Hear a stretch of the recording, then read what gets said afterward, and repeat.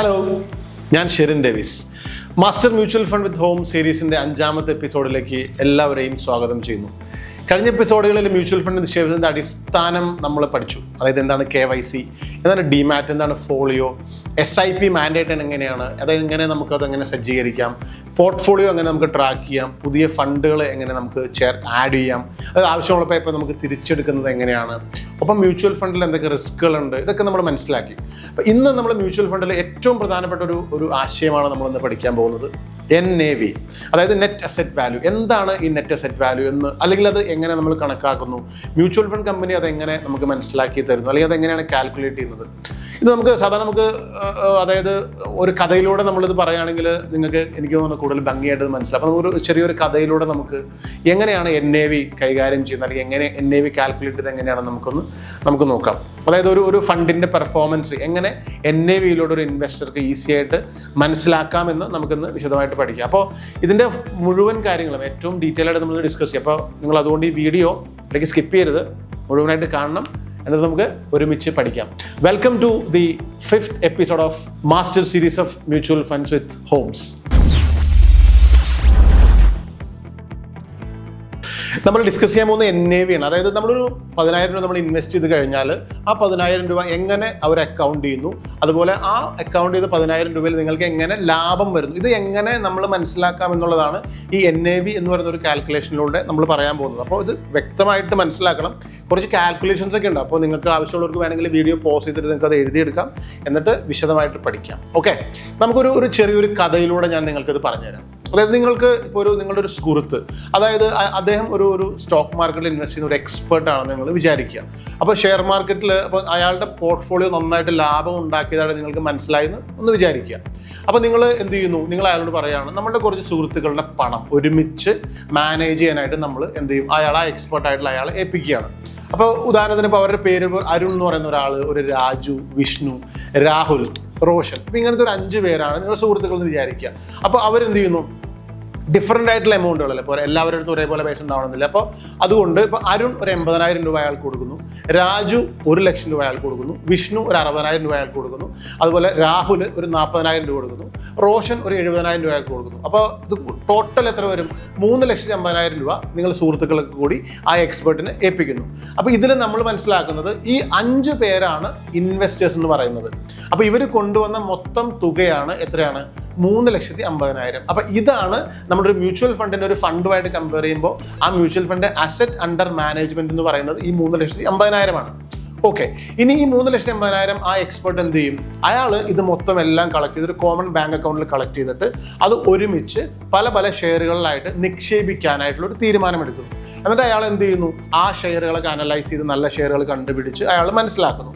എന്നിട്ട് ഈ ഫണ്ടുകൾ ഓരോ സ്റ്റോക്കുകളിൽ, അതായത് ഇപ്പോൾ പല സ്റ്റോക്കുകളിൽ അയാൾക്ക് അയാളുടെ ഒരു എക്സ്പെർട്ടൈസ് അനുസരിച്ച് തീരുമാനിച്ച വിലകളിൽ കിട്ടുന്ന സ്റ്റോക്കുകൾ ഓരോരോ എമൗണ്ടുകൾ അയാൾ ഇൻവെസ്റ്റ് ചെയ്യുന്നു. ഉദാഹരണം പറയുമ്പോൾ നമുക്ക് ഇപ്പോൾ ഒരു മ്യൂച്വൽ ഫണ്ടിന് സാധാരണ ഒരു പേരുണ്ടാവും. അപ്പോൾ നമുക്ക് ഈ ഫണ്ടിനെ ഒരു ഫ്രണ്ട്സ് ഗ്രോത്ത് ഫണ്ട് എന്ന് നമുക്ക് വിളിക്കാം. അതായത് ഇവിടെ നിങ്ങൾ ഏറ്റവും ശ്രദ്ധിക്കേണ്ട ഒരു പ്രധാനപ്പെട്ട കാര്യം എന്ന് പറയുന്നത് എല്ലാവർക്കും റിട്ടേൺസ് എങ്ങനെ കിട്ടണം? ഒരേപോലെ കിട്ടണം, അല്ലേ? ഇപ്പോൾ 10% ഗ്രോത്ത് എങ്കിൽ 10% റിട്ടേൺസ് എല്ലാവർക്കും കിട്ടണം. പക്ഷേ ഓരോരുത്തരും ഇൻവെസ്റ്റ് ചെയ്ത എമൗണ്ടുകൾ എങ്ങനെയാണ്? അത് ഡിഫറെൻ്റ് ആണ്. അപ്പോൾ ഈ ട്രിക്ക്, അതായത് ഇതാണ് നിങ്ങൾ മനസ്സിലാക്കേണ്ടത്. അതായത് പല എമൗണ്ടുകൾ ഇൻവെസ്റ്റ് ചെയ്തിട്ട് അതിൽ നിന്നും ഒരേപോലെ റിട്ടേൺ ഉണ്ടാക്കിയെടുത്ത് ഇൻവെസ്റ്റേഴ്സിന് ഡിസ്ട്രിബ്യൂട്ട് ചെയ്യുന്ന ഒരു സംവിധാനത്തിനാണ് ഈ നെറ്റ് അസെറ്റ് വാല്യൂ എന്ന് പറയുന്ന ഒരു സംവിധാനം കൊണ്ട് ഉദ്ദേശിക്കുന്നത്. അതായത് NAV അപ്പോൾ നമുക്ക് എന്ത് ചെയ്യണം? ഒരു സ്റ്റാർട്ടിങ് വേണം, അല്ലേ? NAV തുടങ്ങണം. അപ്പോൾ സ്വാഭാവികമായിട്ടും നമുക്ക് എന്ത് ചെയ്യുന്നു, ഒരു NAV എന്ന് പറയുന്നതിന് ഒരു ഇനീഷ്യലായിട്ടൊരു വില നമുക്ക് ഉണ്ടാവണം, അല്ലേ? അപ്പോൾ ഈ NAV എന്ന് പറയുന്ന ഒരു വില എന്ന് പറയുന്നതും ആ NAVയുടെ വിലയിൽ നിന്നും ഈ പറഞ്ഞ ടോട്ടൽ ആയിട്ടുള്ള നമ്മൾ ഇൻവെസ്റ്റ് ചെയ്ത എമൗണ്ടിനെ അതുകൊണ്ട് ഡിവൈഡ് ചെയ്യും. അങ്ങനെ കിട്ടുന്നതാണ് എത്ര? ടോട്ടൽ ഔട്ട്സ്റ്റാൻഡിങ് യൂണിറ്റ്സ് എന്ന് പറയുന്നത്. അപ്പോൾ ആ ഔട്ട്സ്റ്റാൻഡിങ് യൂണിറ്റ്സും NAVയിൽ ഉണ്ടാകുന്ന ഡിഫറൻസും അത് വെച്ചിട്ടാണ് എന്ത് ചെയ്യുന്നത്, നമ്മുടെ റിട്ടേൺസ് വർക്ക് ചെയ്യുന്നത്. നിങ്ങൾക്ക് മനസ്സിലായെന്ന് വിചാരിക്കുന്നു. അപ്പോൾ ഇതിൽ ഈ പറയുന്നതിൽ എന്തെങ്കിലും ഡൗട്ട്സ് നിങ്ങൾക്കുണ്ടെങ്കിൽ നിങ്ങൾ തീർച്ചയായിട്ടും ഈ കമൻറ്റ് ബോക്സിൽ രേഖപ്പെടുത്തണം. കുറച്ച് കാൽക്കുലേഷൻസ് ഉള്ളതുകൊണ്ട് മനസ്സിലാക്കാണ്ട് ചിലപ്പോൾ ഒരു പക്ഷേ കുറച്ച് ബുദ്ധിമുട്ടായിരിക്കും. അപ്പോൾ നിങ്ങൾ വീഡിയോ പോസ് ചെയ്യുക, എന്നിട്ട് കാൽക്കുലേഷൻസ് കൃത്യമായിട്ട് മനസ്സിലാക്കി പോവുക. ഓക്കെ, ഇനി നിങ്ങളുടെ ഈ സുഹൃത്തുക്കളുടെ പണം, അതായത് ഒരുമിച്ച് നിക്ഷേപിക്കണം, അല്ലേ? ഒരുമിച്ച് നിക്ഷേപിക്കുന്നതിന് മുമ്പ് നമ്മൾ പറഞ്ഞതുപോലെ ഓരോരുത്തർക്കും അപ്പോൾ ഉദാഹരണം പറഞ്ഞപ്പോൾ നമ്മളൊരു NAV തുടങ്ങുന്ന ഒരു വില നമ്മൾ വേണമെന്ന് പറഞ്ഞല്ലോ. അപ്പോൾ അതൊരു 10 രൂപയാണ്. അതായത് സാധാരണ 10 രൂപയിലാണ് എല്ലാ NAVകളും തുടങ്ങുന്നത്. അപ്പോൾ അതൊരു കാൽക്കുലേഷന് വേണ്ടിയിട്ട് നമ്മളൊരു സ്റ്റാർട്ടിംഗ് എന്നുള്ള രീതിയിൽ എല്ലാ AMCകളും കൺസിഡർ ചെയ്യുന്നത് അങ്ങനെയാണ്. 10 രൂപയായിരിക്കും അതിൻ്റെ ഒരു സ്റ്റാർട്ടിംഗ് വാല്യൂ എന്ന് പറയുന്നത്. അപ്പോൾ 10 രൂപ വെച്ചിട്ട് ഈ പറഞ്ഞ 80,000 ഇൻവെസ്റ്റ് ചെയ്ത ആളും 1 ലക്ഷം ഇൻവെസ്റ്റ് ഇങ്ങനെ പല എമൗണ്ടുകൾ ഇൻവെസ്റ്റ് ചെയ്ത ആളുകൾക്ക് എത്ര യൂണിറ്റ്സ് കിട്ടും എന്ന് നമുക്കൊന്ന് നോക്കാം.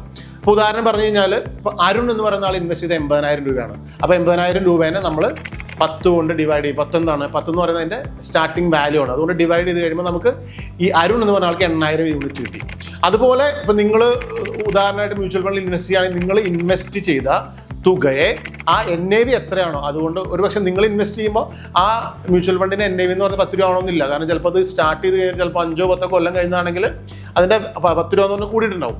അപ്പോൾ നിങ്ങൾ ഇൻവെസ്റ്റ് ചെയ്ത തുകയും ആ NAVയുടെ വിലയും നമ്മൾ ഡിവൈഡ് ചെയ്ത് കിട്ടുന്നതാണ് നിങ്ങളുടെ നമ്പർ ഓഫ് യൂണിറ്റ്സ് എന്ന് പറയുന്നത്. അപ്പോൾ നിങ്ങളുടെ കേസിൽ നിങ്ങൾ ഇൻഡിവിജ്വലി മനസ്സിലാക്കുക. ഇപ്പോൾ നമ്മുടെ ഈ ഉദാഹരണത്തിൽ അരുണിന് എത്ര യൂണിറ്റ് കിട്ടും? 8,000 യൂണിറ്റ് കിട്ടും. അതുപോലെ രാജുവിന് എത്ര യൂണിറ്റ് കിട്ടും? 10,000 യൂണിറ്റ്. അതുപോലെ വിഷ്ണുവിന് എത്ര കിട്ടും? 6,000 യൂണിറ്റ് കിട്ടും. രാഹുലിന് എത്ര കിട്ടും? 4,000 യൂണിറ്റ് കിട്ടും. റോഷന് എത്ര കിട്ടും? 7,000 യൂണിറ്റ് കിട്ടും. അപ്പോൾ ആകെ എത്ര യൂണിറ്റ്സ് ഉണ്ട് ആ ഫണ്ടിൽ? 35,000 യൂണിറ്റ്സ് ഉണ്ട്. എന്ന് പറഞ്ഞു കഴിഞ്ഞാൽ 3,80,000 ഡിവൈഡഡ് ബൈ 10 അങ്ങനെയാണ് 35,000 യൂണിറ്റ് മൊത്തം കിട്ടുന്നത്. അപ്പോൾ ഈ പറഞ്ഞ മൊത്തം ഫണ്ടിൻ്റെ മൂല്യം എന്ന് പറയുന്നത് 3,80,000 ആണെന്ന് നിങ്ങൾക്ക് മനസ്സിലായി. ഇപ്പോൾ അതിൻ്റെ ഒരു യൂണിറ്റിൻ്റെ വില എത്രയാണ്? 10 രൂപയാണെന്ന് മനസ്സിലായി. നമ്പർ ഓഫ് യൂണിറ്റ്സ് എന്ന് പറയുന്നത് 35,000 ആണ് നിങ്ങൾക്ക് മനസ്സിലായി. ഇത്രയും നേരം നമ്മൾ കണ്ടത് ഇതിൻ്റെ ഒരു എൻട്രി കാൽക്കുലേഷൻസ് ആണ്. അതായത് നിങ്ങൾ ഇൻവെസ്റ്റ് ചെയ്ത ഒരു തുക, ആ തുക എങ്ങനെയാണ് ഒരു മ്യൂച്വൽ ഫണ്ട് കമ്പനി അക്കൗണ്ട് ചെയ്യുന്നത്, ആ മ്യൂച്വൽ ഫണ്ട് കമ്പനി അത് നിങ്ങൾക്ക് എങ്ങനെയാണ് ഒരു യൂണിറ്റ്സ് ഇഷ്യൂ ചെയ്യുന്നത്, നിങ്ങൾക്ക് എത്ര യൂണിറ്റ്സ് കിട്ടും, ഇങ്ങനെയുള്ളൊരു വിശദവിവരങ്ങൾ, അതായത് നമ്മുടെ എൻട്രി സമയത്ത് ഉള്ള കാര്യങ്ങളാണ് നമ്മൾ കണ്ടത്. അപ്പോൾ നമ്മുടെ ഫണ്ട് എന്ത് ചെയ്തിട്ടില്ല, ഇപ്പം നമ്മുടെ ഒരു ഫണ്ട് മാനേജർ അല്ലെങ്കിൽ നിങ്ങളുടെ സുഹൃത്തിൻ്റെ കയ്യിൽ ആ ഫണ്ട് സുരക്ഷിതമായിട്ട് ഇരിക്കുകയാണ്. ഇനി അയാളത് ഇൻവെസ്റ്റ് ചെയ്യണം അല്ലേ? ഇത് ഇൻവെസ്റ്റ് ചെയ്ത് കഴിഞ്ഞിട്ട് ആ ഇതിലുണ്ടാകുന്ന ലാഭനഷ്ട കണക്കുകൾ നോക്കിയിട്ട് നിങ്ങൾക്ക് ലാഭം എത്രയാണ് അതെല്ലാം നിങ്ങൾക്ക് മനസ്സിലാക്കണം. അപ്പോൾ ഇനി നമ്മൾ പഠിക്കാൻ പോകുന്നതാണ് ഈ ഫണ്ട് മാനേജർ അത് എങ്ങനെയാണ് ഈ 3,50,000 രൂപ, അതായത് നിങ്ങളുടെ സുഹൃത്ത് എങ്ങനെയാണ് ഈ 3,50,000 രൂപ സ്റ്റോക്കിൽ ഇൻവെസ്റ്റ് ചെയ്യുന്നത് നമുക്ക് നോക്കാം. അതായത് അയാൾ ഫണ്ട് മാനേജർ എന്ന നിലയിൽ അയാൾ എന്ത് ചെയ്തു? അയാൾ സെലക്ട് ചെയ്ത് 10 ഷെയറുകളാണെന്ന് വിചാരിക്കുക. ഈ 10 ഷെയറുകൾ അയാൾ എന്ത് ചെയ്യുന്നു? ഓരോ ഷെയറുകളിലും എന്ത് ചെയ്യണം? അയാൾക്ക് ഓരോരോ എമൗണ്ട് വെച്ച് ഇൻവെസ്റ്റ് ചെയ്യണം. അപ്പോൾ ഉദാഹരണത്തിന് ഒരു ഷെയറിൽ അയാൾ മൊത്തമായിട്ട് 35,000 രൂപ വെച്ചിട്ട് 10 ഷെയറുകളാണ് ഇൻവെസ്റ്റ് ചെയ്യാനായിട്ട് തീരുമാനിച്ചെന്ന് വിചാരിക്കുക. അപ്പോൾ നമ്മൾ നോക്കുന്ന സമയത്ത് 35,000 വെച്ചിട്ടാണ് ഇൻവെസ്റ്റ് ചെയ്യുന്നതെങ്കിലും ഇപ്പോൾ എല്ലാ ഷെയറുകളുടെയും വില ഒരുപോലെ ആവണമെന്നില്ല. അപ്പോൾ ഈ 10 ഷെയറുകളുടെയും വില എന്താണ്? ഡിഫറൻറ്റ് വിലകളാണ് അല്ലേ? പക്ഷേ അയാൾ എന്ത് ചെയ്യുന്നു? 35,000 വെച്ചിട്ട് 10 ഷെയറുകളിൽ അയാൾ ഇൻവെസ്റ്റ് ചെയ്യുന്നു. അപ്പോൾ 3,80,000 എന്ന് പറയുന്നത് ഫുള്ളും ഇൻവെസ്റ്റഡ് ആയി അല്ലേ? അപ്പോൾ ആ കറക്റ്റായിട്ട് അയാൾ എത്ര വില എത്രയാണെന്നെല്ലാം കണക്കാക്കിയിട്ടായിരിക്കും അയാൾ ഇൻവെസ്റ്റ് ചെയ്യുന്നത്. ഇനി അതായത് ഇപ്പോൾ ഈ കാണിക്കുന്ന ചിത്രത്തിൽ കാണുന്നത് പോലെ ആ ഒരു ചിത്രത്തിൽ കാണുന്ന പോലെയാണ്. അതായത് ഓരോ കമ്പനികളുടെ ഓഹരികൾ എത്ര വിലയ്ക്ക് അയാൾ മേടിച്ചു, എത്ര എമൗണ്ട് ഇൻവെസ്റ്റ് ചെയ്തു എന്നൊക്കെ നിങ്ങൾക്ക് കൃത്യമായിട്ട് ഈ കാണുന്ന ചിത്രത്തിൽ നോക്കിയാൽ നിങ്ങൾക്ക് മനസ്സിലാവും. അപ്പോൾ ഓരോ ഓഹരിയിൽ എത്രയാണ് 35,000 വെച്ചിട്ടാണ് ഇൻവെസ്റ്റ് ചെയ്തത്. അപ്പോൾ ഇനി നമ്മൾ എന്ത് ചെയ്യണം? അപ്പോൾ നമ്മൾ ഫണ്ട് ഇൻവെസ്റ്റ് ചെയ്ത് മ്യൂച്വൽ കമ്പനി കൊടുത്തു. മ്യൂച്വൽ ഫണ്ട് കമ്പനിയിൽ ഫണ്ട് മാനേജർ സ്റ്റോക്കുകൾ സെലക്ട് ചെയ്ത് കഴിഞ്ഞിട്ട് എന്തുവാ അയാൾ ഷെയറുകളിലേക്ക് ഇൻവെസ്റ്റ് ചെയ്തു, എത്ര എമൗണ്ട് വെച്ച് ഇൻവെസ്റ്റ് ചെയ്തു എന്നൊക്കെ നമുക്ക് കൃത്യമായിട്ട് മനസ്സിലായല്ലേ. ഇനി ഇത് ഇൻവെസ്റ്റ് ചെയ്ത് കഴിഞ്ഞിട്ട് ഒരു ദിവസം കഴിഞ്ഞു എന്ന് വിചാരിക്കുക. അതായത് ഒരു ദിവസം മാർക്കറ്റിൽ പാർട്ടിസിപ്പേറ്റ് ചെയ്ത് കഴിഞ്ഞു. അപ്പോൾ എന്ത് സംഭവിക്കുക? ഈ മാർക്കറ്റിൽ സ്റ്റോക്കുകൾക്ക് എന്താണ് ഉണ്ടാകുന്നത്? അതായത് വിലയിൽ വ്യത്യാസങ്ങൾ ഉണ്ടാവും അല്ലേ? അപ്പോൾ ഒരു ദിവസം കഴിഞ്ഞ് കഴിഞ്ഞപ്പോൾ നമ്മളുടെ നിക്ഷേപം എത്രയായി എന്ന് എങ്ങനെയാണ് കാൽക്കുലേറ്റ് ചെയ്യുന്നത് നമുക്കൊന്ന് നോക്കാം. അതായത് ഇപ്പോൾ ഈ പറഞ്ഞ ഓഹരിയിൽ ഇൻവെസ്റ്റ് ചെയ്ത് കഴിഞ്ഞിട്ട് 35,000 രൂപയാണ് നമ്മൾ ഇൻവെസ്റ്റ് ചെയ്ത് കഴിഞ്ഞത്. അപ്പോൾ ഈ 35,000 രൂപ ഇൻവെസ്റ്റ് ചെയ്ത് കഴിഞ്ഞത് ചില ഓഹരികൾ എന്ത് സംഭവിച്ചിട്ടുണ്ടാവും? ചില ഓഹരികൾ കൂടിയിട്ടുണ്ടാവും, ചില ഓഹരികൾ എന്ത് സംഭവിച്ചിട്ടുണ്ടാവും? ചില ഓഹരികൾ കുറഞ്ഞിട്ടുണ്ടാവും. അപ്പോൾ ഇതിൻ്റെ ഒരു നെറ്റ് വാല്യൂ ആണ് നമ്മൾ എടുക്കുന്നത്. അപ്പോൾ നിങ്ങൾക്ക് ഈ ചിത്രത്തിൽ നോക്കിക്കഴിഞ്ഞാൽ നിങ്ങൾക്കത് വളരെ വ്യക്തമായിട്ട് മനസ്സിലാവും. ഈ 10 ഓഹരികളിൽ എത്ര എണ്ണം കൂടി, എത്ര എണ്ണം കുറഞ്ഞു, അതിന് ടോട്ടൽ ഈ 3,50,000 രൂപ എന്ന് പറയുന്നതിൽ എത്ര ഗെയിൻ ടോട്ടലായിട്ട് കിട്ടിയെന്ന് നമുക്ക് നോക്കാം. അപ്പോൾ ഇതിൽ കാണുന്നത് പോലെ മൊത്തം 3,80,000 നമ്മൾ ഇൻവെസ്റ്റ് ചെയ്തു. ഇന്ന് അതിൻ്റെ വില എന്ന് പറയുന്നത് 3,53,850 ആണ് ഇന്ന് അതിൻ്റെ വില എന്ന് പറയുന്നത് അല്ലേ? ഒരു ദിവസം കഴിയുന്ന സമയത്ത്. അപ്പോൾ അത് നമ്മൾ പെർസെൻറ്റേജിൽ കാൽക്കുലേറ്റ് ചെയ്യുമ്പോൾ എത്ര ശതമാനം ലാഭം ഉണ്ടാക്കി? ഒരു ദിവസം 1.1% ആണ് അതിലുണ്ടായ വർധന. എന്ന് പറഞ്ഞു കഴിഞ്ഞാൽ 3,50,000 ഇൻവെസ്റ്റ് ചെയ്തിട്ട് നമുക്ക് കിട്ടിയ പ്രോഫിറ്റ്, അതായത് ടോട്ടൽ എല്ലാവർക്കും കൂടി കിട്ടിയ പ്രോഫിറ്റ് എന്ന് പറയുന്നത് 3,850 രൂപയാണ് അല്ലേ? ഇനി ഇതെന്ത് ചെയ്യണം? ഈ 3,850 രൂപ എന്ന് പറയുന്നത് ഈ പറഞ്ഞ 5 സുഹൃത്തുക്കൾക്ക് കൂടി എന്ത് ചെയ്യണം? ഡിവൈഡ് ചെയ്ത് കൊടുക്കണം. എന്നാലാണല്ലോ നിങ്ങൾക്ക് കൃത്യമായിട്ട് അത് ഓരോരുത്തർക്ക് എത്ര കിട്ടിയെന്ന് നമുക്ക് കൃത്യമായിട്ട് മനസ്സിലാവുള്ളൂ. അപ്പോൾ നമ്മളിനി ആദ്യത്തെ കാൽക്കുലേഷനിലേക്ക് പോവാം. അതായത് 10 രൂപയായിരുന്നു നിങ്ങൾ തുടങ്ങിയ സമയത്ത് എന്ത് ചെയ്തത് ഉണ്ടായ വർധനവ് എന്ന് പറയുന്നത്. അപ്പോൾ ഈ 10 രൂപയിൽ 1.1% വർധനവ് വന്നു കഴിഞ്ഞപ്പോൾ ഒരു NAVക്ക് എത്ര വരും? ഒരു NAV എന്ന് പറഞ്ഞാൽ എത്രയാവും? 10 രൂപ എന്ന് പറയുന്നത്. അപ്പോൾ ഈ 10 രൂപയുടെ 1.1% എന്ന് പറഞ്ഞാൽ എത്രയാണ്? 11 പൈസയാണല്ലേ. അപ്പോൾ 10 രൂപ 11 പൈസയായി ഒരു NAV എന്ന് പറയുന്നത്, ഒരു NAVയുടെ വില എന്ന് പറയുന്നത്. എന്നിട്ട് ഇനി നമ്മൾ എന്ത് ചെയ്യണം? ആ NAVയുടെ വില എന്ന് പറയുന്നത് ഓരോ സുഹൃത്തുക്കളുടെ, അതായത് ഓരോ ഇൻവെസ്റ്റേഴ്സിൻ്റെ യൂണിറ്റുമായിട്ട് നമ്മൾ മൾട്ടിപ്ലൈ ചെയ്യണം. അപ്പോൾ അങ്ങനെ നമ്മൾ നോക്കിക്കഴിയുമ്പോൾ എത്രയാണ്? അതായത് അരുണിന് എത്ര യൂണിറ്റ് ഉണ്ടായിരുന്നു? അരുൺ 80,000 ഇൻവെസ്റ്റ് ചെയ്തിട്ടുണ്ടായിരുന്നു. 10 കൊണ്ട് ഡിവൈഡ് ചെയ്ത് കഴിഞ്ഞപ്പോൾ 8,000 യൂണിറ്റ് ആൾക്ക് കിട്ടി. അപ്പോൾ ആ 8,000-നെ ഇപ്പോഴത്തെ വിലയായിട്ടുള്ള 10.11 കൊണ്ട് ഡിവൈഡ് ചെയ്ത് കഴിയുമ്പോൾ അരുണിന് കിട്ടിയ മൂല്യവർദ്ധനം എത്രയാണ്? അതായത് 880 രൂപയാണ് അയാൾക്ക് കിട്ടിയ ലാഭം എന്ന് പറയുന്നത്. അപ്പോൾ ടോട്ടൽ അയാൾക്ക് കിട്ടിയത് 80,880. അപ്പോൾ അങ്ങനെ എല്ലാവർക്കും നമ്മൾ ഇതുപോലെ തന്നെ അവരവരുടെ യൂണിറ്റ് വെച്ച് നമ്മൾ കാൽക്കുലേറ്റ് ചെയ്യും. ഈ ചിത്രത്തിൽ കാണുന്നത് പോലെ എല്ലാവരുടെയും യൂണിറ്റ്സ് കൊണ്ട് ആ NAVനെ മൾട്ടിപ്ലൈ ചെയ്ത് കഴിയുമ്പോൾ അവർക്ക് ഓരോരുത്തരും കിട്ടിയ ലാഭം എന്ന് പറയുന്നത് കൃത്യമായിട്ട് എത്ര കിട്ടിയെന്ന് നമുക്ക് മനസ്സിലാവും. അപ്പോൾ അങ്ങനെ നോക്കുമ്പോൾ ഈ 3,53,880 രൂപ ഈ പറഞ്ഞ 5 സുഹൃത്തുക്കൾക്കും കൃത്യമായിട്ട് വീതിച്ച് കൊടുക്കും. ഇതാണ് ആക്ച്വലി NAV എന്ന് പറയുന്ന ഒരു കാൽക്കുലേഷനിൽ സംഭവിക്കുന്നത്. നമ്മൾ ഇൻവെസ്റ്റ് ചെയ്ത എമൗണ്ട് മ്യൂച്വൽ ഫണ്ട് കമ്പനികൾ കളക്ട് ചെയ്യുന്നു. അതിനുശേഷം ഫണ്ട് മാനേജർ അത് പല ഷെയറുകൾ ഇൻവെസ്റ്റ് ചെയ്യുന്നു. എന്നാൽ പല ഷെയറുകൾ ഇൻവെസ്റ്റ് ചെയ്യുന്ന ഡിഫറൻസ്, ലാഭം നഷ്ടങ്ങളും മൊത്തത്തിൽ കണക്കാക്കി അവരുടെ എക്സ്പെൻഡിച്ചർ എല്ലാം കുറച്ച് ആ കുറച്ച് കിട്ടി ബാലൻസ് വരുന്ന തുക എന്ന് പറയുന്നത് ഓരോരുത്തരുടെ നമ്പർ ഓഫ് യൂണിറ്റ്സിലേക്ക് അപ്ലൈ ചെയ്തിട്ട് ഒരു ദിവസം കഴിഞ്ഞപ്പോൾ അവർക്ക് എത്ര ലാഭം കിട്ടി, എത്ര നഷ്ടം കിട്ടിയെന്ന് ഓരോരുത്തർക്കും പെർസെൻറ്റേജ് രീതിയിൽ കാൽക്കുലേറ്റ് ചെയ്തെടുക്കുന്ന ഒരു സംവിധാനമാണ് NAV എന്ന് പറയുന്നത്. അപ്പോൾ ഇത് ഇൻവെസ്റ്റേഴ്സിന് മനസ്സിലാവണം അല്ലേ? ഇൻവെസ്റ്റേഴ്സിന് മനസ്സിലാവാനായിട്ടാണ് ഇങ്ങനൊരു കാൽക്കുലേറ്റഡ് ഒരു മെക്കാനിസം എന്ന് പറയുന്നത് നമുക്കപ്പോൾ ഈ NAVയുടെ പ്രവർത്തനം നമ്മൾ മനസ്സിലാക്കി കഴിഞ്ഞാൽ കൃത്യമായിട്ട് ഒരു ഫണ്ടിന് ലാഭമാണോ നഷ്ടമാണോ അല്ലെങ്കിൽ എല്ലാവർക്കും എത്ര ലാഭം കിട്ടി എന്നൊക്കെ നമുക്ക് കൃത്യമായിട്ട് മനസ്സിലാക്കാനായിട്ട് പറ്റുള്ളൂ. അതായത് ഇപ്പം നമ്മൾ മ്യൂച്വൽ ഫണ്ടിൽ ഇൻവെസ്റ്റ് ചെയ്ത് കഴിഞ്ഞ സമയത്ത് സ്വാഭാവികമായിട്ടും ലാഭം മാത്രമല്ല അല്ലേ ഉണ്ടാകുന്നല്ലേ. അപ്പോൾ ഫണ്ട് ഇപ്പം നഷ്ടത്തിലാണെന്ന് വിചാരിക്കുക. നഷ്ടത്തിലാണെങ്കിൽ ഇപ്പോൾ ഇവിടെ നമുക്ക് ലാഭം കിട്ടി, ഇനിയിപ്പോൾ നഷ്ടമാണെങ്കിൽ എങ്ങനെയാണ് നമ്മൾ NAV കാൽക്കുലേറ്റ് ചെയ്യുന്നത്? അപ്പോൾ ഈ പറഞ്ഞ നമ്മൾ ആ 1.1% പ്രോഫിറ്റിന് പകരം നമ്മൾ എന്ത് ചെയ്യും? ഇപ്പോൾ ഉദാഹരണത്തിന് 2% നഷ്ടം സംഭവിച്ചതെന്ന് വിചാരിക്കുക. ഒരു ദിവസം കഴിഞ്ഞ സമയത്ത് നമുക്ക് 1.1 ലാഭത്തിന് പകരം 2% നഷ്ടമാണെങ്കിൽ നമ്മൾ 3,50,000 എന്ത് ചെയ്യും? നമ്മൾ ആ 2% കൊണ്ട് കുറയ്ക്കും. അപ്പോൾ 2% കുറച്ച് ചെയ്യുന്ന സമയത്ത് നമ്മളുടെ ടോട്ടൽ വില എന്ന് പറയുന്നത് 3,43,000 ആവും. ഈ 3,43,000 നമ്മൾ മൊത്തം യൂണിറ്റ്സ് എത്രയാണ്? 35,000 യൂണിറ്റ്സ് ആണ്. അതുകൊണ്ട് ഡിവൈഡ് ചെയ്യുന്ന സമയത്ത് ഒരു യൂണിറ്റിൻ്റെ വില എന്ന് പറയുന്നത് 9 രൂപ 80 പൈസയാവും. അപ്പോൾ എന്ത് സംഭവിച്ചു? നഷ്ടം വന്നപ്പോൾ 10 രൂപ എന്ന് പറഞ്ഞതാണ് ഒരു 9 രൂപ 80 പൈസയായി. അപ്പോൾ അങ്ങനെ വരുമ്പോൾ രാജുവിന് കിട്ടിയ യൂണിറ്റ് 10,000 യൂണിറ്റ് ആണല്ലോ. അപ്പോൾ 10,000 യൂണിറ്റ് അയാൾ 1 ലക്ഷം ഇൻവെസ്റ്റ് ചെയ്തു, അയാൾക്ക് 10,000 യൂണിറ്റ് കിട്ടി. ആ 10,000-ന് നമ്മൾ നേരത്തെ 10 രൂപ 11 പൈസ കൊണ്ടാണ് ഗുണിച്ചതെങ്കിൽ ഇപ്പം നമ്മൾ ഗുണിക്കേണ്ടത് എത്രയാണ്? 9 രൂപ 80 പൈസ കൊണ്ട് ഗുണിക്കണം. അങ്ങനെ ഗുണിക്കുന്ന സമയത്ത് അയാൾക്ക് എത്രയാണ്? അയാളുടെ വാല്യൂ എന്ന് പറയുന്നത് 1 ലക്ഷത്തിൽ നിന്ന് താഴ്ന്ന് 98,000 രൂപയായിട്ട് കുറയും. അപ്പോൾ ഇങ്ങനെ നമ്മൾ ഓരോരുത്തരും കാൽക്കുലേറ്റ് നോക്കിയാൽ നമുക്ക് മനസ്സിലാവും ഈ പറഞ്ഞ രാജുവിൻ്റെ ഫോളിയോയിലെ നഷ്ടം എന്ന് പറയുന്നത് 2,000 രൂപയാണ് അല്ലേ. അപ്പോൾ അത് 2%. ടോട്ടൽ ഉണ്ടായ നഷ്ടം എന്ന് പറയുന്നത് 2%. അപ്പോൾ ഇങ്ങനെ ലാഭവും നഷ്ടവും നമുക്ക് ഓരോ ഇൻവെസ്റ്റേഴ്സിനും കൃത്യമായിട്ട് മനസ്സിലാക്കി തരുന്ന ഒരു സംവിധാനമാണ് ഈ നെറ്റ് അസറ്റ് വാല്യൂവിൻ്റെ കാൽക്കുലേഷൻ എന്ന് പറയുന്നത്. ഇപ്പോൾ ഓഹരി വിപണിയിലെ സ്റ്റോക്കുകളുടെ ലാഭനഷ്ടം അനുസരിച്ച് ഇത് മാറി മറിഞ്ഞിരിക്കും. അത് കാൽക്കുലേറ്റ് ചെയ്യാൻ നിങ്ങൾ വ്യക്തമായിട്ട് പഠിക്കണം. എന്നാലാണ് ഈ നമുക്ക് ഈ ഫോളിയോയിൽ കാണുന്നത് നമ്മൾ ഇൻവെസ്റ്റ് ചെയ്ത തുക കാണും, നമ്മൾ ഇൻവെസ്റ്റ് ചെയ്ത ഡേറ്റ് കാണും, ആ ഫണ്ടിൻ്റെ പേര് കാണും, പിന്നെ അതിൻ്റെ ഒരു market value NAV net asset value ആണ് അതിൻ്റെ മാർക്കറ്റ് വാല്യൂ എന്ന് പറയുന്നത്. പിന്നെ കാണുന്ന നമ്പർ ഓഫ് ഔട്ട്സ്റ്റാൻഡിംഗ് യൂണിറ്റ് എത്രയാണെന്ന് കാണും. ഇതിനെ മൾട്ടിപ്ലൈ ചെയ്ത് കിട്ടുന്നതാണ് എന്താണ് അതിൻ്റെ market value as on date എന്ന് പറയുന്നത്. ഇങ്ങനെ കാൽക്കുലേറ്റ് ചെയ്താൽ നിങ്ങൾക്ക് ഈസി ആയിട്ട് മ്യൂച്വൽ ഫണ്ടിൻ്റെ ഗ്രോത്തും ലാഭനഷ്ടങ്ങളും നിങ്ങൾക്ക് ഈസി ആയിട്ട് മനസ്സിലാക്കാനായിട്ട് പറ്റും. നമ്മളിത്ര NAV കാൽക്കുലേറ്റ് ചെയ്തതിൻ്റെ ഒരു കാൽക്കുലേഷൻ മെക്കാനിസം ഒക്കെ നമ്മൾ പഠിച്ചു അല്ലേ. പിന്നെ ഇത് നമ്മളുടെ ഉദാഹരണത്തിലൂടെ നമ്മൾ മനസ്സിലാക്കിയതാണ് ഇതിൻ്റെ ഒരു ബേസിക്സ് എന്താണെന്നുള്ളത്. യഥാർത്ഥത്തിൽ ഇനി മ്യൂച്വൽ ഫണ്ട് കമ്പനികൾ യഥാർത്ഥത്തിൽ ഇപ്പോൾ NAV കാൽക്കുലേറ്റ് ചെയ്യുന്ന സമയത്ത് വരുന്ന വേറെ കുറച്ച് പോയിന്റ്സും കൂടെ അതിലുണ്ട്. ഉദാഹരണം പറഞ്ഞു കഴിഞ്ഞാൽ ഇപ്പോൾ നമ്മളിവിടെ കാൽക്കുലേറ്റ് ചെയ്തപ്പോൾ നമ്മുടെ ഒരു ഫ്രണ്ട്സ് ഗ്രോത്ത് ഫണ്ട് എന്ന് പറഞ്ഞ് നമ്മൾ 5 പേര് ഇൻവെസ്റ്റ് ചെയ്യുന്ന ഒരു സംവിധാനമാണ് നമ്മളൊരു എക്സാമ്പിളായിട്ട് എടുത്തത്. എന്നാൽ അതായത് ആക്ച്വൽ മ്യൂച്വൽ ഫണ്ട് കമ്പനികളിൽ എന്താണുള്ളത്? ഈ മ്യൂച്വൽ ഫണ്ട് അതിൻ്റെ പെർഫോമൻസ് കാണിക്കുന്നത് ഇപ്പോൾ നമ്മൾ ഇൻവെസ്റ്റ് ചെയ്ത തുക ആ ഇൻവെസ്റ്റ് ചെയ്ത തുക അയാൾ സ്റ്റോക്കിൽ ഇൻവെസ്റ്റ് ചെയ്ത് അതിൽ നിന്നുണ്ടാക്കുന്ന ലാഭം ഓരോരുത്തർക്കും ഈക്വലായിട്ട് ഡിവൈഡ് ചെയ്ത് കൊടുത്തു അല്ലേ. പക്ഷേ മ്യൂച്വൽ ഫണ്ട് കമ്പനിയിൽ എന്താണ്, ഈ മ്യൂച്വൽ ഫണ്ട് കമ്പനിയിൽ പ്രവർത്തിക്കുന്ന ഒരു ചെലവുണ്ട് അല്ല അവിടെ. അപ്പോൾ ആ മ്യൂച്വൽ ഫണ്ട് കമ്പനിയിൽ പ്രവർത്തിക്കുന്ന ചെലവ് എന്ന് പറയുന്നതും ഡിഡക്റ്റ് ചെയ്യുന്നത് ഇതിൽ നിന്നാണ്, ഈ NAV-യിൽ നിന്നാണ്. അതായത് NAV കാൽക്കുലേറ്റ് ചെയ്ത് നമ്മൾ നേരത്തെ മുകളിൽ പറഞ്ഞ ഉദാഹരണത്തിൽ പറഞ്ഞ പോലെ ആ 10.11% ഗ്രോത്ത് എന്ന് പറയുന്നത് കാണിക്കുന്നതിന് മുൻപ് NAV കാൽക്കുലേറ്റ് ചെയ്യുന്ന ഒരു ഫോർമുല ഉണ്ട്. ആ ഫോർമുല അതിങ്ങനെയാണ് അവർ കാൽക്കുലേറ്റ് ചെയ്യുന്നത്. അതായത് മൊത്തം ആ ദിവസത്തെ, അതായത് ആ നടന്നു വരുന്ന ദിവസത്തെ മാർക്കറ്റ് ദിവസത്തെ വൈകുന്നേരം ആകുമ്പോൾ അതിൻ്റെ ടോട്ടൽ ആസ്തി എടുക്കും. അതിൽ നിന്നും എന്താണ് ഈ മ്യൂച്വൽ ഫണ്ട് നടത്താനായിട്ട് AMCക്ക് വേണ്ടി വരുന്ന ചെലവുകൾ എന്ത് ചെയ്യും, കുറയ്ക്കും. കുറച്ച് കഴിഞ്ഞിട്ട് കിട്ടുന്നൊരു തുകയുണ്ട്, ആ എക്സ്പെൻഡിച്ചർ കുറയ്ക്കും. ആ എക്സ്പെൻഡിച്ചർ കുറച്ച് കഴിഞ്ഞിട്ട് കിട്ടുന്ന തുകയുണ്ട്. അപ്പോൾ അതിൻ്റെ കൂടെ ഒരുപക്ഷെ അതിൽ വന്ന ഡിവിഡൻസ് ബാക്കിയുള്ള കാര്യങ്ങളെല്ലാം ആഡ് ചെയ്യും.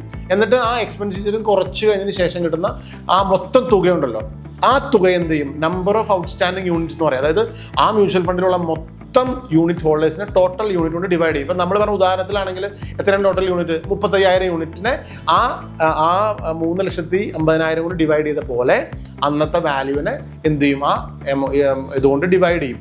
അപ്പോൾ നമ്മൾ നേരത്തെ നമുക്ക് 3,50,000 ഇൻവെസ്റ്റ് ചെയ്ത സമയത്ത് നമ്മൾക്ക് കിട്ടിയ പ്രോഫിറ്റ് എന്ന് പറയുന്നത് 3,850 രൂപയായിരുന്നു അല്ലേ. അതിൽ നമ്മൾ എന്ത് ചെയ്യും, നമ്മൾ ഈ മാനേജ്മെന്റ് ഫീസ് എന്ന് പറയുന്നത് കാൽക്കുലേറ്റ് ചെയ്തിട്ടുണ്ടായിരുന്നില്ല. അപ്പോൾ അതിൻ്റെ കാൽക്കുലേഷൻ എങ്ങനെയാണെന്ന് നോക്കാം. അപ്പോൾ നമ്മൾ ഉദാഹരണത്തിന് ഇപ്പോൾ ഒരു 600 രൂപയാണ് അതിൻ്റെ ഫീസ് എന്ന് വിചാരിക്കുക. അപ്പോൾ എങ്ങനെയാണ് അത് കാൽക്കുലേറ്റ് ചെയ്യുന്നത്, ഈ 3,53,850 നിന്നും ആ 600 കുറയും. എന്താ പറയുക, 3,53,850 നിന്നും അത് കുറഞ്ഞു കഴിഞ്ഞ സമയത്ത് വരുന്ന ബാലൻസ് എമൗണ്ട് എന്ന് പറയുന്നത് 3,53,250 രൂപയായിരിക്കും ബാലൻസ് വരുന്ന എക്സ്പെൻഡിച്ചർ കുറച്ച് ചെയ്യുമ്പോൾ. അതിനെയാണ് നമ്മൾ എന്ത് ചെയ്യേണ്ടത്, 35,000 യൂണിറ്റ് കൊണ്ട് ഡിവൈഡ് ചെയ്യുന്നത്. അപ്പോൾ 35,000 യൂണിറ്റ് ഡിവൈഡ് ചെയ്ത് കഴിയുമ്പോൾ അതിൻ്റെ NAV എന്ന് പറയുന്നത് 10.09 അല്ലേ. അപ്പം നമ്മൾ ഈ പറഞ്ഞ എക്സ്പെൻഡിച്ചർ കുറയ്ക്കാതെ കണ്ടപ്പോൾ അത് 10.11 ആയിരുന്നു. എക്സ്പെൻഡിച്ചർ കഴിഞ്ഞ് കഴിഞ്ഞപ്പോൾ 10.09. ഇങ്ങനെയാണ് യഥാർത്ഥത്തിൽ മ്യൂച്വൽ ഫണ്ട് കമ്പനികൾ അതായത് ആക്ച്വൽ കേസിൽ എക്സ്പെൻഡിച്ചർ കുറച്ചിട്ട് നമുക്ക് കണക്കാക്കുന്നത് ഈ ഇതിൻ്റെ NAV-യുടെ വാല്യൂ എന്ന് പറയുന്നത്. പിന്നെ നമ്മൾ വേറൊരു സിറ്റുവേഷൻ നമുക്ക് പറഞ്ഞു കഴിഞ്ഞാൽ, ഇപ്പോൾ നമ്മളെല്ലാവരും 5 പേര് ഇൻവെസ്റ്റ് ചെയ്തിട്ട് നമ്മൾ ഇൻവെസ്റ്റ് അടുത്തതിൻ്റെ വില എന്ന് പറയുന്നത് 10.09 എന്ന് വിചാരിക്കുക. അപ്പോൾ ആ ഒരു സാഹചര്യത്തിൽ നമ്മുടെ വേറൊരു സുഹൃത്തിന് അതിലേക്ക് എൻ്റർ ചെയ്യണമെന്ന് വിചാരിക്കുക. അപ്പോൾ ഈ പറഞ്ഞ വേറൊരു സുഹൃത്ത് എൻ്റർ ചെയ്യുന്ന സമയത്ത് ഈ 10.11 എന്ന് പറഞ്ഞ് ആ ഉദാഹരണത്തിൽ നമ്മൾ കണ്ട NAV-യുടെ വില, അപ്പോൾ നമുക്ക് നമ്മുടെ ഗ്രോത്ത് അത്രയും വന്നു അല്ലേ, 10.11 വന്നു. എന്നാൽ രണ്ടാമത്തെ ദിവസം വരുന്ന ഉദാഹരണത്തിന്, രണ്ടാമത്തെ ദിവസം നിങ്ങളുടെ ഒരു അജയ് എന്ന് പറയുന്ന സുഹൃത്ത് ഒരു 90,000 രൂപ നിക്ഷേപിക്കണമെന്ന് പറഞ്ഞ് വരും വിചാരിക്കാം. അങ്ങനെയാണെങ്കിൽ ഈ ആദ്യത്തെ ദിവസം അജയ് ഉണ്ടായിരുന്നില്ല, നമ്മൾ 5 പേരുണ്ടായിരുന്നുള്ളൂ. അപ്പോൾ ആദ്യത്തെ ദിവസത്തെ ഗ്രോത്തിന് ഈ പറഞ്ഞ അജയ് എലിജിബിൾ അല്ല. അപ്പോൾ അതുകൊണ്ട് അജയ് വരുന്ന സമയത്ത് എങ്ങനെയാണ് കാൽക്കുലേറ്റ് ചെയ്യുന്നത്, അജയ് കൊണ്ടുവരുന്ന 90,000 രൂപ ഡിവൈഡഡ് ബൈ 10 രൂപയല്ല, 10.11 എന്നായിരിക്കും കാൽക്കുലേറ്റ് ചെയ്യുന്നത്. അപ്പോൾ സ്വാഭാവികമായിട്ടും ആദ്യം ഇൻവെസ്റ്റ് ചെയ്തവർക്ക് കിട്ടേണ്ട കൃത്യമായിട്ടുള്ള റിട്ടേൺസ് കിട്ടി, രണ്ടാമത് വരുന്ന ആളുകൾക്ക് ഈ ആദ്യത്തെ ദിവസത്തെ റിട്ടേൺസ് കൂടാതെ ഇനി വരുന്ന റിട്ടേൺസ് മാത്രം കിട്ടാനുള്ള ഒരു സാഹചര്യം ഉറപ്പാക്കുക എന്നുള്ളതാണ് ഈ NAV-യുടെ കാൽക്കുലേഷൻ കൊണ്ട് നമ്മൾ ഈ പറഞ്ഞ മ്യൂച്വൽ ഫണ്ട് കമ്പനികൾ ഉദ്ദേശിക്കുന്നത്. അപ്പോൾ അങ്ങനെ വരുന്ന സമയത്ത് ഈ പറഞ്ഞ പുതിയൊരു ഇൻവെസ്റ്റർ വരുന്ന സമയത്ത് സ്വാഭാവികമായിട്ടും പഴയ ഇൻവെസ്റ്റേഴ്സിന് നഷ്ടം സംഭവിക്കാൻ പാടില്ല, പഴയ ഇൻവെസ്റ്റേഴ്സിൻ്റെ പ്രോഫിറ്റ് താഴ്ന്നു പോകാൻ പാടില്ല. ഇതൊക്കെ കണക്കാക്കിയിട്ടാണ് എന്ത് ചെയ്യുന്നത്, ഈ പറഞ്ഞ പുതിയ ഇൻവെസ്റ്റേഴ്സിനെ നമ്മൾ ഇതിലേക്ക് കൊണ്ടുവരുന്നതും അതിൻ്റെ NAV എല്ലാം നമ്മൾ കാൽക്കുലേറ്റ് ചെയ്തും ചെയ്യുന്നത്. പിന്നെ ഈ NAV കാൽക്കുലേറ്റ് ചെയ്യുമ്പോൾ നമ്മൾ ഈ സാധാരണ ഇൻവെസ്റ്റേഴ്സ് മനസ്സിലാക്കുന്ന ഏറ്റവും വലിയ ഒരു പ്രശ്നം എന്ന് പറയുന്നത്, ഇപ്പോൾ 500 രൂപ NAV ഉള്ളൊരു ഫണ്ടും 50 രൂപ NAV ഉള്ളൊരു ഫണ്ടും ഉണ്ടെന്ന് വിചാരിക്കുക. ഇപ്പോൾ നമ്മൾ ഇൻവെസ്റ്റേഴ്സും സ്വാഭാവികമായിട്ട് നോക്കുന്നത് ഈ 500 രൂപയുള്ള ഫണ്ടല്ലേ ഏറ്റവും നല്ലത് എന്ന് നമുക്ക് തീരുമാനിക്കാനായിട്ട് പറ്റില്ല. കാരണം ഒരു 50 കൊല്ലമായിട്ടുള്ള ഒരു ഫണ്ട് ആണെന്ന് വിചാരിക്കുക, അല്ലെങ്കിൽ ഒരു 25 കൊല്ലമായിട്ടുള്ള ഫണ്ടാണെന്ന് വിചാരിക്കുക. അപ്പോൾ ആ ഫണ്ടിന് എത്രയായിരിക്കും, മാർക്കറ്റ് വാല്യൂ കൂടുതലായിരിക്കും. ഈ പറഞ്ഞ 2-3 കൊല്ലം കൊണ്ട് സ്റ്റാർട്ട് ചെയ്ത ഫണ്ടാണെങ്കിൽ അതിൻ്റെ മാർക്കറ്റ് വാല്യൂ നിന്ന് കുറവായിരിക്കും. അപ്പോൾ ഒരിക്കലും നമ്മൾ NAV-യുടെ വില മാത്രം നോക്കി എന്ത് ചെയ്യരുത്, ഒരു മ്യൂച്വൽ ഫണ്ടിൻ്റെ ക്വാളിറ്റി നമ്മൾ തീരുമാനിക്കരുത്. അപ്പോൾ അതിൻ്റെ ആവറേജ് ആനുവലൈസ്ഡ് ഈൽഡ് എത്ര വന്നു, അതിൻ്റെ ഇൻഡെക്സിൻ്റെ, അതായത് ബെഞ്ച് മാർക്കിൻ്റെ ഈൽഡ് എത്ര വന്നു, ഇതൊക്കെ കാൽക്കുലേറ്റ് ചെയ്ത് വേണം അത് നല്ലതാണോ ചീത്തയാണോ തീരുമാനിക്കേണ്ടത്. പിന്നെ അത് മാത്രമല്ല NAV കാൽക്കുലേറ്റ് ചെയ്യപ്പെടുന്നപ്പോൾ ഓരോ ദിവസത്തെയും മാർക്കറ്റ് അവസാനിച്ച് കഴിയുമ്പോഴാണ് സാധാരണ നമ്മൾ NAV എന്തോന്ന് തീരുമാനിക്കുന്നത്, അല്ലെങ്കിൽ NAV ഡിസൈഡ് ചെയ്തും കാൽക്കുലേറ്റ് ചെയ്യുകയും ചെയ്യുന്നത്. അപ്പോൾ ഈ പറഞ്ഞ കാര്യങ്ങളിലൊക്കെ ഒരുപക്ഷെ നിങ്ങൾക്ക് കൃത്യമായിട്ട് ഫോളോ ചെയ്ത് മനസ്സിലാക്കാൻ പറ്റുമെന്ന് ഞാൻ വിചാരിക്കുന്നു. ഇനി എന്തെങ്കിലും ഡൗട്ട്സ് നിങ്ങൾക്കിതിൽ പറഞ്ഞതിലോ എന്തെങ്കിലുമൊക്കെ ഉണ്ടെങ്കിൽ നിങ്ങൾ കമൻറ്റ് ബോക്സിൽ രേഖപ്പെടുത്തുക. നമ്മളതിന് കൃത്യമായിട്ടുള്ള ഉത്തരങ്ങൾ നിങ്ങൾക്ക് തരുന്നതായിരിക്കും. നമ്മൾ ഇന്ന് എന്തൊക്കെ കാര്യങ്ങളാണ് നമ്മൾ മനസ്സിലാക്കിയത് അല്ലേ? അതായത് നമ്മളൊരു ഇൻവെസ്റ്റ്മെന്റ് മ്യൂച്വൽ ഫണ്ട് കമ്പനികളെ ഏൽപ്പിക്കുന്നു. ആ മ്യൂച്വൽ ഫണ്ട് കമ്പനിയിൽ നമ്മൾ ഏൽപ്പിക്കുന്ന പണം മൊത്തത്തിലൊരു അക്കൗണ്ടിൽ അവർ റിസീവ് ചെയ്യുന്നു. അതിനുശേഷം ഒരു ഫണ്ട് മാനേജർ പ്രൊഫഷണലി സ്റ്റോക്കുകളൊക്കെ അനലൈസ് ചെയ്ത് അത് ഇൻവെസ്റ്റ് ചെയ്യുന്നു. ആ ഇൻവെസ്റ്റ് ചെയ്യുന്നുണ്ടാകുന്ന ലാഭം എങ്ങനെ മ്യൂച്വൽ ഫണ്ട് കമ്പനിയിൽ എങ്ങനെയാണ് അത് നമ്മളെ മനസ്സിലാക്കിയത്, അല്ലെങ്കിൽ നമ്മൾക്ക് എങ്ങനെയാണ് അതിൻ്റെ ഒരു ഫോളിയോ സ്റ്റേറ്റ്മെൻറ്റിൽ നമുക്ക് ഒരു റിപ്പോർട്ട് തരുന്നത്. ആ റിപ്പോർട്ടിൽ എങ്ങനെ നമുക്കത് മനസ്സിലാക്കാം, അത് NAV-യിലാണ് മനസ്സിലാക്കേണ്ടത്. NAV എങ്ങനെ കാൽക്കുലേറ്റ് ചെയ്യപ്പെടുന്നു, പിന്നെ ആ ഫണ്ടിൻ്റെ എക്സ്പെൻഡിച്ചർ എങ്ങനെ മനസ്സിലാക്കുന്നു, അല്ലെങ്കിൽ ഇനി അതിനുശേഷം മാർക്കറ്റിലുണ്ടാകുന്ന അപ്പ് ആൻഡ് ഡൗൺസ് എങ്ങനെ നമുക്ക് മനസ്സിലാക്കാൻ പറ്റും. ഇങ്ങനെയുള്ള NAV കാൽക്കുലേഷനും ഇൻവെസ്റ്റ്മെൻറ്റും കാര്യങ്ങളെല്ലാം നമുക്ക് മനസ്സിലായി അല്ല. ഇനി പ്രധാനപ്പെട്ട ഒരു കാര്യം എന്ന് പറയുന്നത് എങ്ങനെ റിഡീം ചെയ്യുന്നത് എങ്ങനെയാണെന്നുള്ളതാണ്, അല്ലെങ്കിൽ എപ്പോൾ നമുക്ക് റിഡീം ചെയ്യാൻ പറ്റും എന്നുള്ളതാണ് അല്ലേ. ഒരു മ്യൂച്വൽ ഫണ്ടിൽ നിങ്ങൾ എൻട്രി ചെയ്യുന്നതും എക്സിറ്റ് ചെയ്യുമ്പോൾ അതിൻ്റെ ഏതാണോ നിങ്ങൾ എൻട്രി ചെയ്യുന്നതും എക്സിറ്റ് ചെയ്യുന്ന ദിവസം എന്ന് പറയുന്നത് ആ ദിവസം 3 മണിക്ക് മുൻപ് നിങ്ങൾ സബ്മിറ്റ് ചെയ്യുമ്പോൾ, ആ 3 മണിക്ക് മുമ്പ് നിങ്ങൾ സബ്മിറ്റ് ചെയ്താൽ മാത്രമേ ആ ദിവസത്തെ NAV എന്ന് പറയുന്നത് നിങ്ങൾക്ക് കിട്ടുകയുള്ളൂ. അപ്പോൾ സ്വാഭാവികമായിട്ടും നമുക്ക് 3 മണിക്ക് മുമ്പ് നമ്മൾ സബ്മിറ്റ് ചെയ്ത് കഴിയുമ്പോൾ നമുക്ക് കാണാൻ വരുന്ന NAV എന്ന് പറയുന്നത് തലേദിവസം NAV ആയിരിക്കും അല്ലേ. പക്ഷേ നിങ്ങൾക്കത് മനസ്സിലാക്കാനായിട്ട് നിങ്ങൾ 3 മണിക്ക് മുമ്പ് സബ്മിറ്റ് ചെയ്ത ആ ഡേറ്റിൻ്റെ പിറ്റേ ദിവസം ആ NAV വെച്ചിട്ടായിരിക്കും നിങ്ങളുടെ അന്നത്തെ റിഡംഷൻ എന്ത് ചെയ്യുന്നത് നിങ്ങൾക്ക് മനസ്സിലാക്കുന്നത്, നമുക്ക് കാൽക്കുലേറ്റ് ചെയ്യപ്പെടുന്നത്. അപ്പോൾ മനസ്സിലാക്കേണ്ട ഒരു കാര്യം, പർച്ചേസിനായാലും റിഡംഷനായാലും നിങ്ങൾ 3 മണിക്ക് മുമ്പ് എന്ത് ചെയ്യുക, AMC ഓഫീസുകളിലോ അല്ലെങ്കിൽ അതിൻ്റെ ട്രാൻസാക്ഷനോ ഇനിഷ്യേറ്റ് തന്നെ ചെയ്യുക. ഇനി നമ്മൾ ഈ എപ്പിസോഡിൽ നമ്മൾ മ്യൂച്വൽ ഫണ്ടിൻ്റെ NAV എന്താണ് നമ്മൾ വളരെ വിശദമായിട്ട് നമ്മൾ മനസ്സിലാക്കി അല്ലേ. അപ്പോൾ NAV എന്താണെന്നും അത് എങ്ങനെ കാൽക്കുലേറ്റ് ചെയ്യാം, എന്തൊക്കെയാണ് അതിൻ്റെ പ്രാധാന്യം, എന്തൊക്കെയാണ് അതെങ്ങനെയൊക്കെയാണ് നമുക്ക് മനസ്സിലാക്കി തരുന്നത്, ഇങ്ങനെയുള്ള കാര്യങ്ങളെല്ലാം നമ്മൾ എന്ത് ചെയ്തു, നമ്മൾ മനസ്സിലാക്കിയല്ലോ. അപ്പോൾ നമ്മൾ എന്നത്തെയും എല്ലാ എപ്പിസോഡിലും ചെയ്യുന്ന പോലെ അതിൻ്റെ ഡീറ്റെയിൽസും നമ്മൾ എന്ത് ചെയ്യുന്നുണ്ട്, PDF ആയിട്ട് ഡിസ്ക്രിപ്ഷനിൽ കൊടുത്തിട്ടുണ്ട്. അപ്പോൾ നിങ്ങൾ ആവശ്യമുള്ളത് ഡൗൺലോഡ് ചെയ്യണം. എന്നിട്ട് നിങ്ങളത് കൃത്യമായിട്ട് വായിക്കുക, മനസ്സിലാക്കുക. എന്തെങ്കിലും സംശയങ്ങൾ നിങ്ങൾക്ക് തീർച്ചയായിട്ടും കമൻറ്റ് ബോക്സിൽ നോട്ട് ചെയ്യാം. നിങ്ങൾ കൃത്യമായിട്ട് പഠിക്കുക, നന്നായിട്ട് പഠിക്കുക, മ്യൂച്വൽ ഫണ്ട് എന്താണെന്ന് ഏറ്റവും നന്നായിട്ട് മനസ്സിലാക്കുക. അപ്പോൾ നിങ്ങൾക്ക് ഇന്നത്തെ എപ്പിസോഡിൽ അതെല്ലാം നിങ്ങൾക്ക് സഹായമായിട്ടുണ്ട് എന്ന് ഞങ്ങൾ വിശ്വസിക്കുകയാണ്. അടുത്ത എപ്പിസോഡ് എന്ന് പറയുന്നത് മ്യൂച്വൽ ഫണ്ടിൻ്റെ തന്നെ ഏറ്റവും പ്രധാനപ്പെട്ട, ഇത് the heart of the mutual fund എന്ന് പറയുന്ന പോലത്തെ ഒരു സാധനമാണ്. അതായത് ഫണ്ടിൻ്റെ ഫാക്ട് ഷീറ്റ് എന്നാണ് അതിനെ പറയുക. അതായത് മിക്കവാറും ഇൻവെസ്റ്റേഴ്സ് ഈ ഫണ്ടിൻ്റെ ഫാക്ട് ഷീറ്റ് കാണാറില്ല. അപ്പോൾ ഈ ഫണ്ടിൻ്റെ ഫാക്ട് ഷീറ്റ് എന്ന് പറയുന്നത് നിങ്ങൾ നിർബന്ധമായിട്ടും മനസ്സിലാക്കി വായിച്ച് പഠിക്കണം. എന്നാലാണ് ആ മ്യൂച്വൽ ഫണ്ടിൻ്റെ ഫുൾ ഇൻഫർമേഷൻ നിങ്ങൾക്ക് അറിയാൻ പറ്റുള്ളൂ. അപ്പോൾ നമ്മൾ ഫണ്ടിൻ്റെ ഫാക്ട് ഷീറ്റിനെ പറ്റിയാണ് നമ്മുടെ അടുത്ത എപ്പിസോഡിൽ നമ്മൾ ഡിസ്കസ് ചെയ്യുന്നത്. അതുപോലെ തന്നെ ഏറ്റവും പ്രധാനപ്പെട്ട ഒരു കാര്യമാണ് അതിൻ്റെ റിസ്കോമീറ്റർ എന്ന് പറയുന്നത്. അപ്പോൾ ഇതും നമ്മൾ ഡിസ്കസ് ചെയ്യും. അപ്പോൾ ഈ പറഞ്ഞ അടുത്ത എപ്പിസോഡ് നിങ്ങൾ തീർച്ചയായിട്ടും കാണണം. അപ്പോൾ അടുത്ത എപ്പിസോഡിൽ നമ്മൾ ഈ പറഞ്ഞ കാര്യം നമുക്ക് ഡിസ്കസ് ചെയ്യാം. അപ്പോൾ ഈ എപ്പിസോഡിലെ എന്തെങ്കിലും സംശയങ്ങൾ നിങ്ങൾ എന്ത് ചെയ്യണം, നിങ്ങൾ കമൻറ്റ് ബോക്സിൽ രേഖപ്പെടുത്തുക. We are here to create investment winners. Thank U.